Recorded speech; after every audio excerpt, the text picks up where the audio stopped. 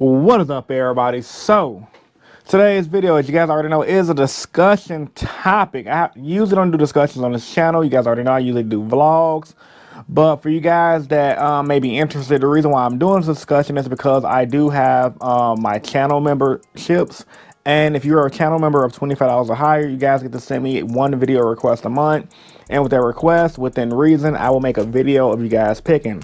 So shout out to Royal Armenian Gaming for this request, and he pretty much asked me, Chris, talk about a meta prediction for the future about Yu-Gi-Oh, because right now the meta is about to change. We got Burst of Destiny coming up, and people are predicting a lot of different changes within the meta. So I'm just gonna go ahead and give you guys my quick analysis. But before we get to the actual video, smash that like button. Let's get this video to 500 likes if possible. So meta predictions post Burst of Destiny and beyond.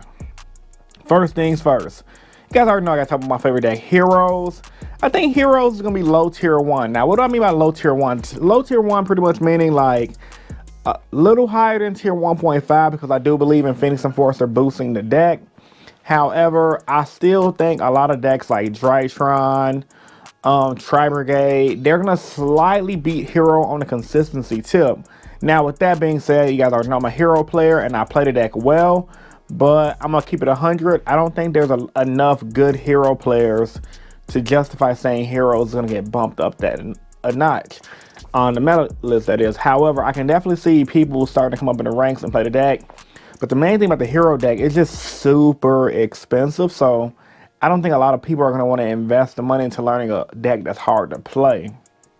However, players like myself, players like people I know who play the Hero deck, I think we all can agree once the new Hero support comes out, the deck instantly becomes tier 1, if not a little bit higher, maybe in a top 5. I don't think Heroes is going to be top 5. I think top 10 for sure in decks of the format. Top 5 seems to be a stretch. So that's the first thing that's going to happen, because like I said, Phoenix Enforcer popping literally with Fusion Destiny, guys. And I can't wait till I get my Phoenix Enforcer for you to show you guys this combo. Heroes get access to a 1-card Plasma Phoenix Enforcer combo right off the Fusion Destiny. Play Fusion Destiny, you can end your field on Plasma and Phoenix Enforcer. And that's huge considering Plasma is an automatic load negate, and Phoenix Enforcer is a free pop to protect your Plasma. So that's going to be really good.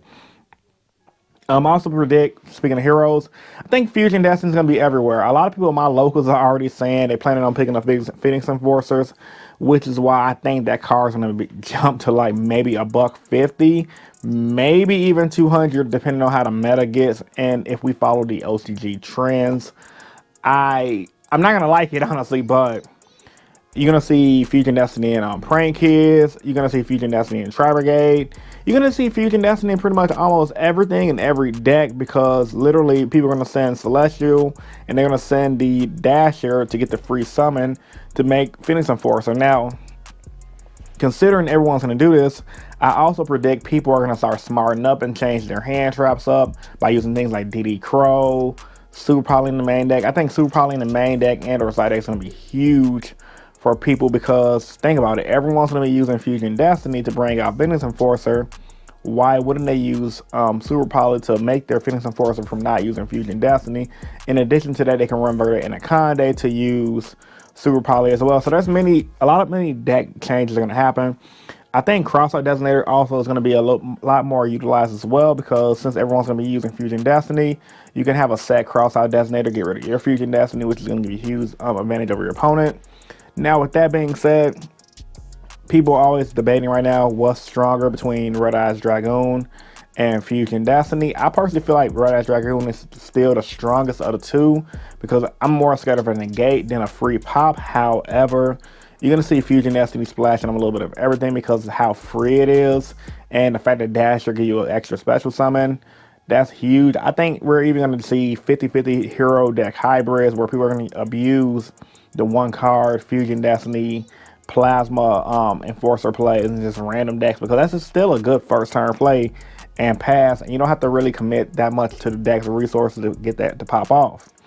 I think people are going to realize also how good of a deck B-Trooper is. When I went to my locals on last Thursday, a good pro player, Scott Sheehan, he's a really known player in my local area. He was running B-Troopers, and I saw he was at the top tables with it, beating out all the decks in the room.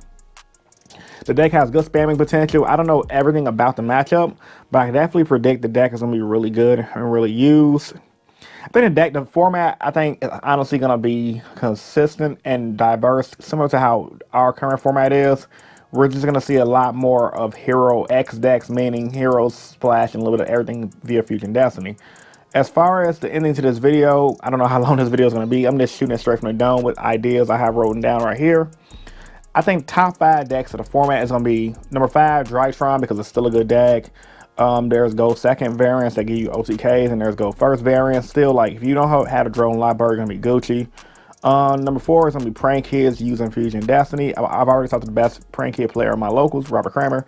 He already stated that Fusion Destiny, Phoenix and Force, and Prank Kids is going to be really solid. So I take his opinion on it because he's a good player, and that card, it just, everyone's using Fusion Destiny and everything. So I think it's going to be like the 4th best deck of the format. Number 3, I think, is going to be PK. Phantom Knights are already dark, and even though Fusion Destiny locks you into Dark Heroes, once again, it allows you to run Maliant and Phantom Knights, and I think there are people who are going to be able to invent and re-innovate different ways to play that deck. And plus, Phantom Knights is already getting ran really good. Dragon Link, of course, I think it's going to still be a thing. And at number 2, I think number 1 is going to be Virtual World. Now, obviously, 5 through 1 off this top 5 list, it could vary depending on the deck.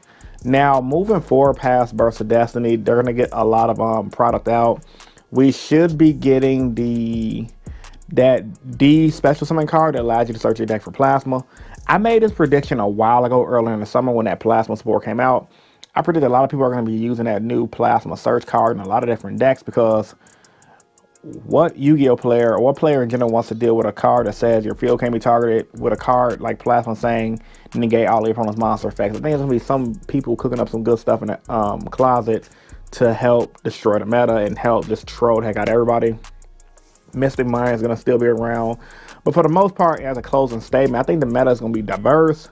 Just going to have a little splash and a little spiciness with the Fusion Destiny package. So tell me what you guys think about this video in the comment section down below. Once again, if you guys want me to do a video idea that you guys had, become a channel member, $25 or more. I would definitely get your video idea posted. So yeah, man, this is your boy Rogue Hero, giving you guys a meta prediction and analysis. I haven't done this in a while, so let me know how I did. All right, man, take it easy. You guys have a great rest of your day. Stay innovative. Peace.